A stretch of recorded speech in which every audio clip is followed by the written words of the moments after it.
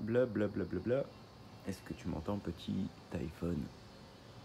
Donc, vous êtes inscrit à ma newsletter. Je vais vous filer un petit peu trois sujets. Il y en a un qui me fait vraiment rire parce que jamais j'aurais pensé avoir un taux de lecture aussi important. Trois sujets de mails qu'on peut faire.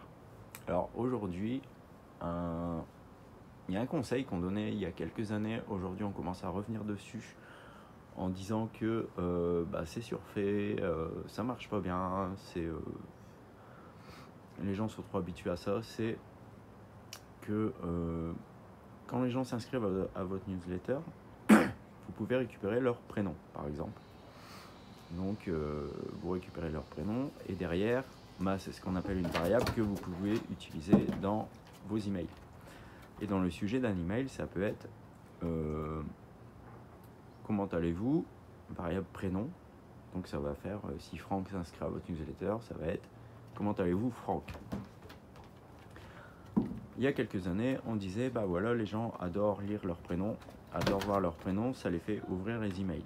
Le problème, c'est qu'aujourd'hui, effectivement, tout le monde le fait.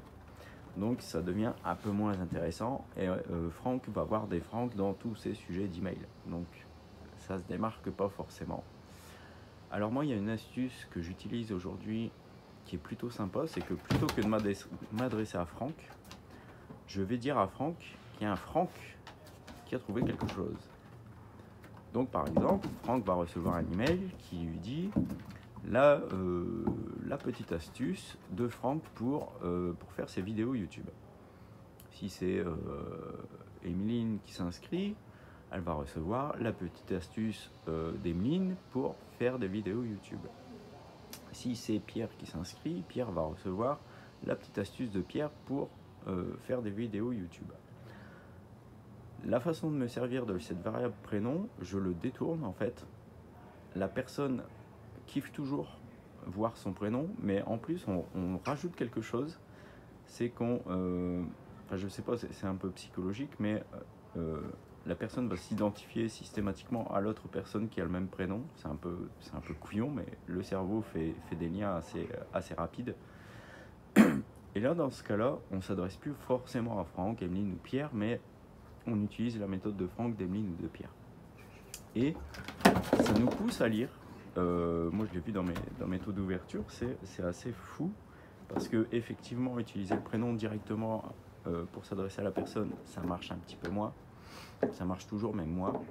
En revanche, utiliser son prénom pour faire toute autre chose, là, c'est beaucoup plus intéressant. Après, maintenant, je vous parle du prénom, mais vous pouvez récupérer sa ville et puis lui raconter que, je sais pas, moi, si Pierre habite en Seine-et-Marne, vous faites un sujet, petite anecdote, quand je suis allé en Seine-et-Marne, et là, la personne va identifier le lieu comme son propre lieu et donc ça va lui donner envie de lire. Il n'y a pas que le prénom qui peut servir à ce genre de truc. Vous pouvez utiliser la ville, le prénom, je sais pas, par exemple si vous récupérez le nombre d'enfants, ou même des prénoms d'enfants, si vous vendez des jouets, si vous êtes dans la niche du bébé, peu importe, c'est des trucs qui peuvent être aussi intéressants. Si par exemple demain je fais...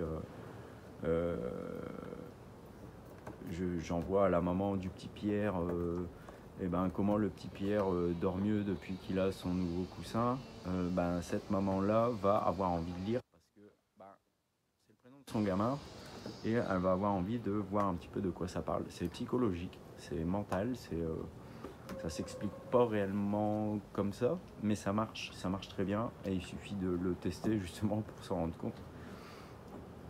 Donc utilisez les variables, mais intelligemment en fait. Détournez-les et faites-en autre chose. Une autre astuce qui marche plutôt bien, et surtout maintenant que les gens sont habitués aux réseaux sociaux, c'est que vous imaginez, on ouvre sa boîte mail, on a 100 emails à traiter sur la journée, qui est un truc plutôt agaçant, entre le spam, les conneries, les pubs, etc. etc. Et si on veut se démarquer là-dedans, on peut utiliser un truc tout con, c'est les emojis. Vous mettez un petit emoji fusée, un petit emoji pouce. C'est là c'est plutôt visuel en fait, c'est que dans cette liste de 100 emails avec des titres en noir sur fond blanc, d'un seul coup on va voir un petit emoji qui apparaît et ça attire l'œil. Là encore une fois, c'est pas un secret de vente, c'est vraiment un truc visuel pour attirer l'attention. C'est juste ça, ça sert juste à ça. Si après votre titre est pourri, ça servira à rien du tout. Mais si vous avez un bon titre ou un titre correct, vous allez déjà retenir l'attention et vous allez, c'est encore couillon, c'est à tester, hein, vous allez voir, vous allez encore augmenter vos taux d'ouverture. Il suffit juste de trouver le bon emoji qui va faire parler, qui va retenir assez l'attention pour qu'on clique et qu'on essaye de voir de quoi ça parle. Maintenant, je vais vous donner le titre, le sujet d'email qui pour moi a fait le plus de taux d'ouverture. Je vous laisserai bien chercher, mais en fait, je pense pas que vous trouverez. En fait, ce titre, c'était PSSST, point d'exclamation. Ça, c'est bidon, mais ça a eu un taux d'ouverture exceptionnel. Et en plus, ça a vendu parce que l'email était bien. J'avais passé du temps sur l'email. Mais en fait, avec le recul, c'est un tout petit sujet. Et pareil, dans une liste d'emails, ça attire l'attention sur un tout petit truc. Et il y a aussi cet élément de c'est la curiosité.